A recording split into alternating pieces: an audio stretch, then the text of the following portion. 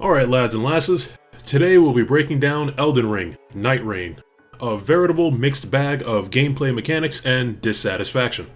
Night Rain is essentially a standalone, co-op focused alternate universe rendition of the original Elden Ring. I've done a breakdown of Elden Ring and it goes into detail about the finer mechanics, many of which are still present in Night Rain, so if you have no experience with Elden Ring, 1. Definitely check out that video, and 2. How did you end up here? The original Elden Ring and Elden Ring Night Rain were both developed by From Software and published by Bandai Namco Entertainment. FromSoft gets talked about in the Elden Ring breakdown, but Bandai is discussed in the breakdown I did for Scarlet Nexus, so feel free to check that video out as well. The main takeaway is that Hidetaka Miyazaki, the god of the Soulsborne genre, had no hand in Night Rain, so none of this game's lackluster parts can be blamed on him. The main story is inconsequential to most players, myself included, but I'll run over it just to be thorough. Long ago, the lands between were in the midst of some kind of Wow, ooh, yeah.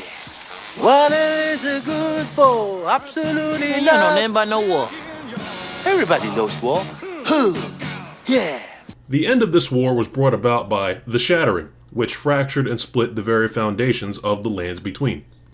Emerging from the gaps was some sort of primordial darkness that brought along wonderful things such as permanent nighttime and a special rain that can erode the existence of everything it touches. Yes, they were that on the nose with this shit. Using this handy lore timeline I found somewhere, the Shattering was likely Queen Marika breaking the Elden Ring, and that's the point where the timeline for this game and the timeline for the original Elden Ring diverge. However, no matter how bleak things are, there are those who endure and fight back against these otherworldly forces. These Nightfarers, who are powerful enough to withstand the tides of darkness, are summoned to end the perpetual night and challenge the Night Lords, the moniker given to the beings that sustain the encroaching darkness.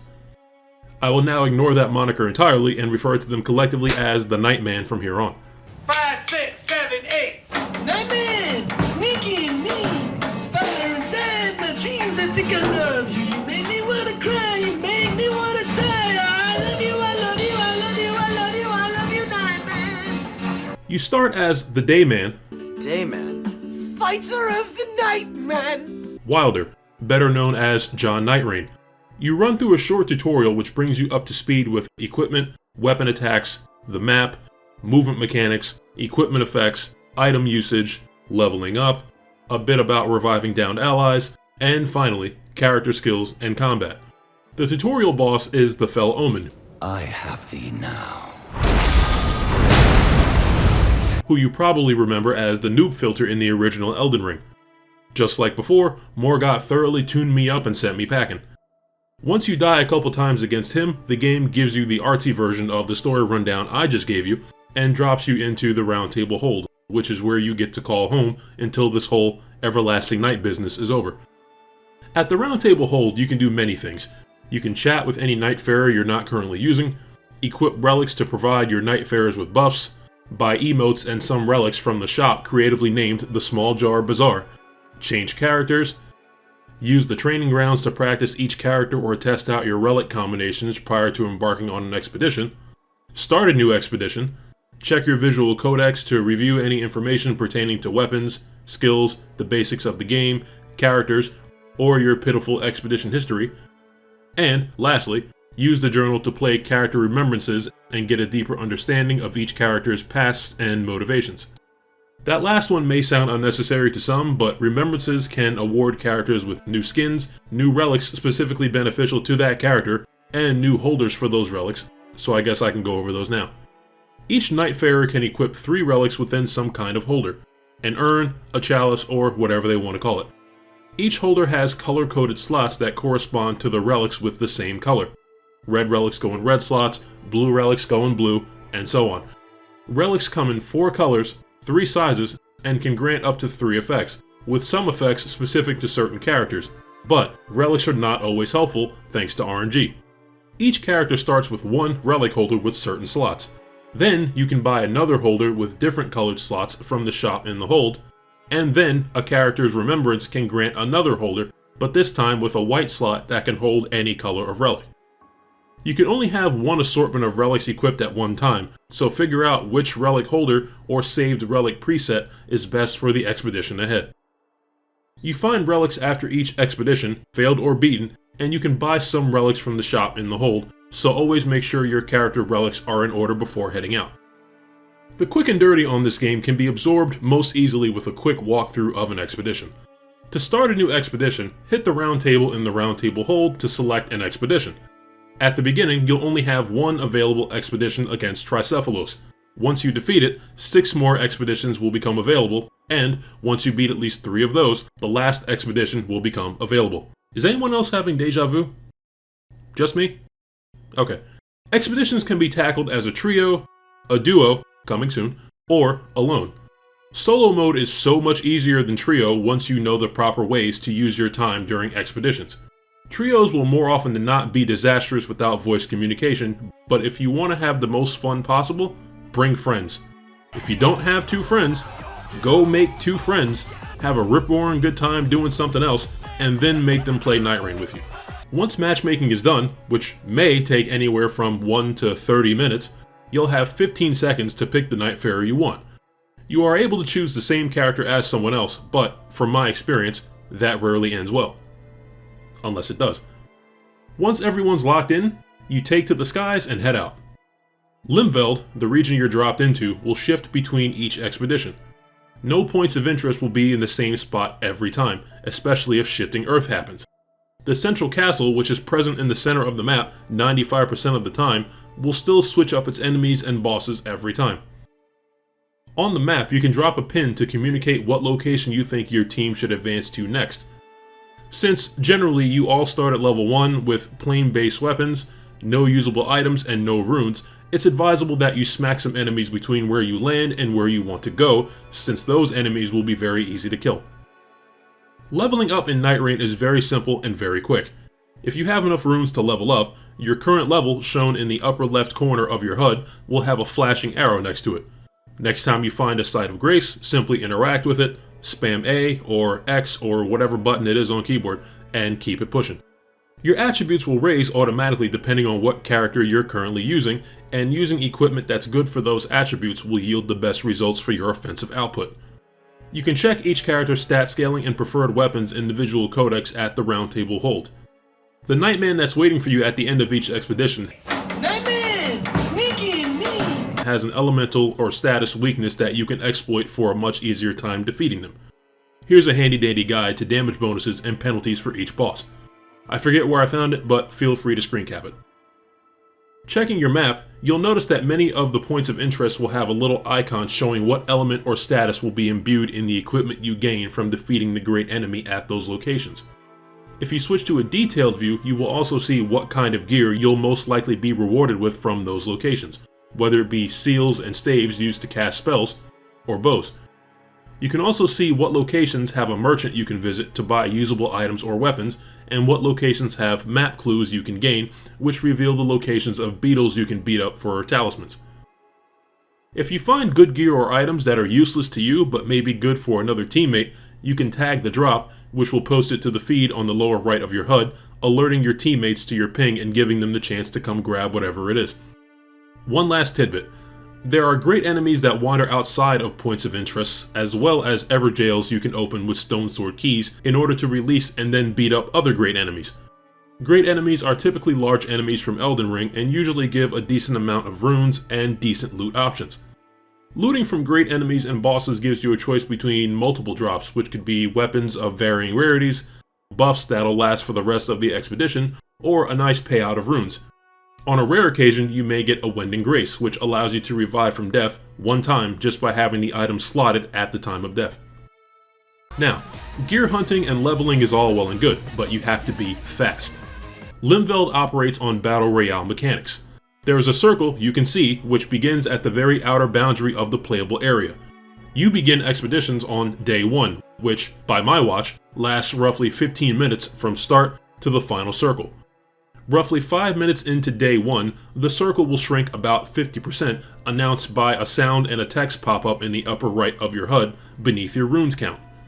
The safe area will be the white circle on your map, meaning if you are outside of there when the darkness closes in, you will take heavily consistent damage and then die.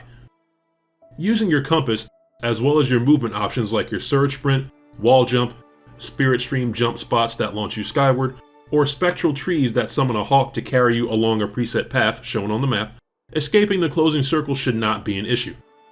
Making things even less of an issue, there is no fall damage, so feel free to find the tallest cliff and sprint right over the edge. On your own time, of course. After another 10 minutes, the circle will close another 40%. For ease of navigation to the final circle, look for the big glowing Erd tree in the sky and head under it. After the circle closes for the first time, you'll fight a boss. Now's a good time to mention, bosses can be from any of the Souls games, including Elden Ring, all the way back to the first Dark Souls. But the boss that spawns at the end of a day is usually heralded by whatever types of small enemies spawn in the wave prior to the boss's arrival, so after doing enough runs, you'll know what boss is about to step up. If everyone was to die during the day, you can respawn and get your runes back. If you all die once the circle encloses at the end of the day, your expedition is over. So focus up and get that boss defeated. Bosses also don't have a time limit, so you can take your time and focus. Once the boss is down, you gain some loot, and a Site of Grace will spawn nearby, the same as it does when any great enemy is defeated. Shortly after that, you enter Day 2. Day 2 spawns formidable great enemies, which are stronger than the normal great enemies, and reward much better loot. Make sure you level up as much as possible before taking one on. Day 2 also takes the same amount of time to elapse as Day 1. If you died due to the closing circle ending Day 1, now's a good time to go get your runes back. Going down and dying not only drops runes, but it reverses or refunds one of your levels, and those runes are also dropped. Permanently lost if you die again prior to retrieving them, so dying is definitely not recommended. Your actions in Day 2 will closely mirror Day 1.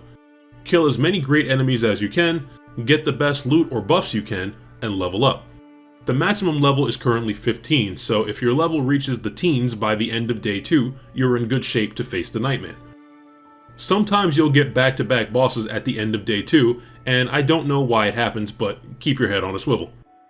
I will also mention, after a few expedition clears, your expedition may experience an event called Shifting Earth, which swaps out a moderate area of Limveld for something more dangerous like a lava pit, an icy mountaintop, an entire forest clouded with scarlet rot, or others. Those areas will also reward some great stuff. The lava area leads down to a boss, and once it's dealt with, you can upgrade one weapon to maximum rarity. If you'd rather not deal with it, expeditions featuring a Shifting Earth phase can be skipped by taking a nap in the room behind the Remembrance Journal. Your expeditions can also be raided by a different expedition's Nightman. The raid Nightman will have noticeably less HP than its true form, and will give a decent buff once defeated. After the circles close again, and you beat the Day 2 boss, you'll get transported up to the break room, as I call it, which will begin Day 3. Time to fight the Nightman. While in this room, you can level up with any runes you have left, buy any last minute items, the costs of which are heavily inflated, and upgrade any weapons provided you have the materials on you. I am now the Dayman. What the hell is that? You know what it is, bitch. I'm going to take a minute to go over armaments now since this is kind of important. Armaments, more easily referred to simply as weapons, have 4 rarities, and you'll often find the lower, common rarity, which is just okay. Weapons can be upgraded from one rarity to the next using the appropriate smithing stone, but for higher rarities, it's easier to simply find a weapon at that rarity than upgrade a weapon to it. Weapons also come with skills, but unlike OG Elden Ring where those skills can be changed out, the skill you find on a weapon is the only skill that weapon will have. Some relics can change the starting skill of a character's starting weapon, so keep an eye out for those.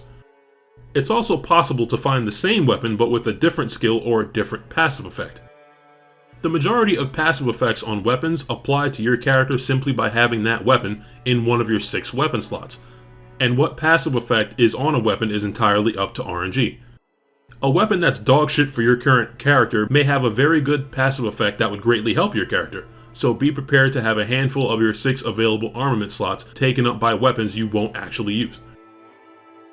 For you magic users out there, seals and staves drop with only 2 spells or incantations, at the mercy of RNG, and regenerating FP will be at the whim of your Nightfarer's equipped relics, certain character skills, or how many Starlight Shards you have to consume. Your days will be spent hunting for good spells and ways to keep your FP topped off.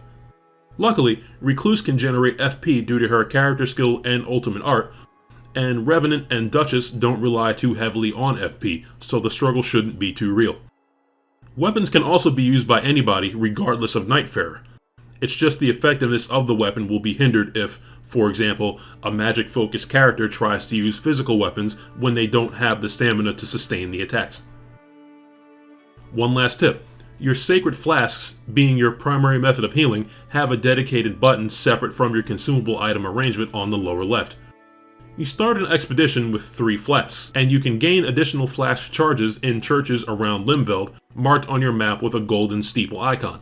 Other ways to heal are consumable items, healing spells from a magic user, and simply running by a site of grace. Back to the expedition, each Nightman has a decent amount of health, and their attack patterns may change as that health is depleted to certain thresholds. Aggro is difficult to maintain even when playing as the tank class, Guardian, so be prepared at all times for the Nightman's attention to turn to you. Melee classes like Wilder, Guardian, and Raider can typically survive more hits than Executor and Iron Eye, and they can all definitely survive more hits than the magic users Recluse, Duchess, and Revenant. Plan your attacks carefully and watch the boss's movements. If you don't bring home a victory, bring home knowledge. Knowledge of how the boss attacks and how you can avoid those attacks in order to deal your own damage. After all, knowledge wins these games. When any of you go down, a 3-segment meter appears on the character, and hitting that character depletes that meter in order to revive them. Every time someone goes down, it takes more hits to get them back up again. Luckily, most every character's ultimate arts can get a downed ally back up as long as the downed ally is within range of the art. Once you bring down the Nightman, the expedition concludes, and you're rewarded with some of the rarer relics, as well as a special relic that uniquely drops from the Nightman the first time you defeat it. You also gain Merc, which is the currency used within the Round Table Hold to purchase things from the Small Jar Bazaar, as well as purchase character skins. You can also gain Merc from selling any relics you don't want. Once your expedition is done, hit the Relic Rights table to go over your new relics and change them out on your characters. Buy anything you may need from the shop, or save your Merc for a skin, and then head back out to the next expedition, and the next, until you beat them all. Even if you die and fail an expedition, you still earn relics and Merc, but depending on how soon into the expedition you die, the relics will be trash, and the Merc will not be plentiful. Completed expeditions will also reward your character with memory fragments used to progress their Remembrance questline. Remembrances reward you with a skin or relic, as I mentioned earlier, but to complete some stages of a character's Remembrance questline, you will have to go to specific points of interest marked within your next expedition, or complete a specific expedition, which, if playing with randoms, is much easier said than done. That's pretty much it for the core gameplay loop of Night Rain. Attempt expeditions, revise your relics, and, if you're me, welcome failure with open arms because you have to play with randoms most of the time. Defeating the final Nightman unlocks some Dark Souls costumes for purchase in the dressing room, so that's neat. I've beaten the game at 39 hours, and by that I mean every expedition has been cleared at least once. Much like any Souls game, most of your time will be spent learning from your failures. I'm never that mad when a run fails, unless someone disconnects from the session, or someone chooses to leave the group and die a handful of times before quitting in a rage. This game is Souls co-op without the threat of PvP invasions, which is exactly what many of us have been waiting for, but the whole Battle Royale structure of it puts a damper on the fun, at least for me. One last surprise. While I was putting together this video, FromSoft dropped an update containing what will probably be a new type of expedition going forward. One of the expeditions you have access to, the Gaping Jaw, now has what's basically a hard mode dubbed Everdark Sovereign. His weakness is the same as it is normally, and days 1 to 3 leading up to his fight proceed as normal. However, the Night Lord now begins the fight in its pissed off second phase, and then shifts it up several notches to a much worse phase with bigger attacks splashing all around you, on top of it having something like triple its normal amount of health. I played with 2 fantastic randoms and we won by a hair. This fight had the thrill and spectacle that the normal expeditions severely lack, and it's a damn shame. Completing the Everdark Sovereign expedition rewards you with the usual stuff, with the addition of a new currency called Sovereign Sigils that can be used at the new merchant NPC hiding round the outside of the Round Table Hold. Using the sigils, you can buy more kinds of relic holders for your characters, some fantastic rare relics, the boss exclusive relic that you didn't automatically get from beating the hard expedition, which is unfair, and you now have the option to buy character skins with sigils instead of only merc. Now it's time for Review Bombing. This is the segment of the show where I grab some negative reviews off Steam and tell you how right or wrong they are. Review number 1 is from McQuiify, where they say, "We'll change this to a recommended as soon as they fix these issues. Frequent disconnects kicking players from matches, rejoining match causes you to lose a level, penalizing you for unintentionally leaving. Unable to connect to game server, starting a multiplayer only game in offline mode, getting stuck in this loop. Prevents players from reconnecting to the match they just got ejected from due to the game being buggy. Targeting system selects entities not in the frame of the player's field of view. Switching targets is very sticky and difficult to use, makes it extremely difficult for certain weapon types to resurrect teammates.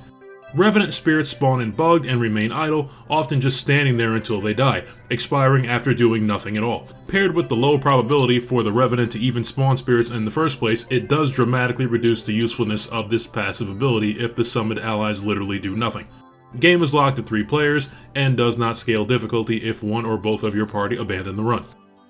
I haven't experienced frequent crashes and disconnects myself, but rejoining an expedition after a disconnect does penalize you when leaving wasn't your fault in the first place. Sometimes I couldn't connect to the game servers for no discernible reason, forcing me to restart the game. Targeting does make it hard to hit what you want to hit or aim your attacks at who you want to revive. Revenant Spirit's AI does need some serious tweaking. The last bit has been fixed somewhat since the introduction of solo queue and, like I said earlier, a duo mode is on the way. There was a time Drake and I stuck around after our random disconnected and enemies seemed to soften up just a tiny bit, so difficulty scaling has probably been implemented to some degree already. Review number 2 is from Normal, and it's a bit long, so I'll give you the highlights. The gameplay loop gets old very quickly. It boils down to rushing the same structure type in whatever order is most convenient for you depending on where the game drops you off. Even though there are different map variants, they only differ slightly, meaning that you are still doing the same thing, rushing bosses, the only difference basically being visual. It doesn't really matter if you're doing it in a big castle or a big Scarlet Rot forest. Only meaningful progress you get between runs is relics, which only really add a slight degree of depth to the builds. The gameplay package feels barely functional. Considering how important and emphasized fighting bosses in this game is, they took no action to try and improve on the core combat issues that were present in Elden Ring, which is disappointing. Essentially, in a lot of the big-sized enemy fights, you still have to fight the camera at times rather than the boss. Since this is an experimental game, wouldn't this be the perfect opportunity to try and test core changes to the combat like camera movement and lock-on? Some of the new bosses, Night Lords, have a cool visual design. However, the fights themselves are lackluster. Many of the Night Lords are far too quick to move away and run, which ends up in you chasing after the boss most of the fight rather than engaging with it. Generally, these fights feel like they wouldn't be much different if you were to boot up Elden Ring with the co-op mod and fight some bosses from the base game. But in Night Rain, where the game is designed in such a way where the final boss is supposed to be the challenge you overcome after building and gearing up for the whole run, it becomes a problem since not only does the fight tend to be unengaging, but you also don't have the same atmospheric buildup you would have in a main boss in base Elden Ring. There isn't anything done to try and accommodate these traditional Souls boss fights for co-op, and the game suffers for it. I only really had fun playing this game because I played it with friends, but overall I think it's a very disappointing entry. I'm sure this game will get a lot of updates and improve over time, but that doesn't change the fact that it's released in such a lacking state. In short, Night Rain's core is repetitive, the camera and lock-on is horrendous at times, like what was said before, and I do agree that the game needs much more variation. Elden Ring has hundreds of weapons and I only ever see the same 10 in every run, regardless of which character I choose. I was also excited to see some Dark Souls bosses return, not you, and out of the dozens of bosses each game had, we only see maybe 2 or 3 from each. Also, bring back some of the smaller enemies from those games too. I want to smash some Black Knights and Inner Londo Royal Sentinels in 4K. I can also agree that the bosses, while visually interesting, are a fucking chore to chase down across the boss arena. Most importantly of all, if you don't play this with friends, you have a slim chance of having a good time. Lastly, review number 3 is from Cal, which was much longer than the previous review. Here's the gist. I'm coming back at 30 hours to write about a serious lack of content. There's a fantastic game underneath everything, with really solid gameplay, but there are so many poor design decisions, and especially a huge lack of content, even while recycling base game Elden Ring. If you're trying to get into Souls games, go play Dark Souls 3 or Elden Ring. If you're a die-hard Souls fan, this is probably worth it only for the novelty. This isn't a live service game either, so it's unlikely we're going to get much of anything in the future to fix all this. Maybe the DLC will make it recommendable. Having beaten the last boss now at 30 hours and gotten most of the Remembrance sets, most of which are basically indistinguishable from the default set, but some being totally different outfits, where the hell is the content? I paid $40 for 8 bosses, a mildly different multiplayer mode that's already gotten repetitive and doesn't feel that off from Elden Ring Randomizer, and a few characters whose outfits are mostly reskins and Dark Souls armor from 10 years ago? I took a snippet of a section later in that same review to bring another big issue to the forefront. I think a lot of frustration at the initial launch and what's becoming more manifest in the community is the 45-minute matches just don't fit great into this format with no easy way to abandon the run. If you queue with randoms and someone's just brain dead, or disconnects, or refuses to cooperate with the team, there's no reasonable way to end the match. You're locked in until the run collapses. Quit and it's a 30-minute queue ban anyways. Can't vote to end, and you can't leave if someone else leaves. You still get the 30-minute soft ban. My god, I tried running with randoms over the last few days and it really is just a nightmare. Also worth noting, matchmaking is not cross-platform, only cross-generational. Like PS4 plays with 5, Xbox One plays with Series X and S, and so on. If you didn't know how to feel about this game before I read out those reviews, I bet you do now. I have to believe that future updates will add more general stability, some more expedition and enemy variety, and maybe some new characters, but for now, Elden Ring Night Rain is enjoyable in a masochistic sort of way, and maybe when it gets fleshed out over the coming months, I'll be able to award it something better than a 6 out of 10. But that's just my 2 cents. Elden Ring Night Rain is available now on PS4 and 5, Xbox One, Series X and S, and PC for $40. Green Man Gaming has Night Rain on sale right now for 10% off the PC version, so feel free to use the link down in the description if you've listened to this whole video and still want to play it. Feel free to leave a like if you enjoyed the video, and subscribe if you want to see more. This has been the Dayman. Cygnus Jason, and I need a break. Yeah, I like that. Dayman, Dayman. fighter of the night, man. Champion of the sun. You're a master of karate And friendship for everyone. A Dayman, that's it.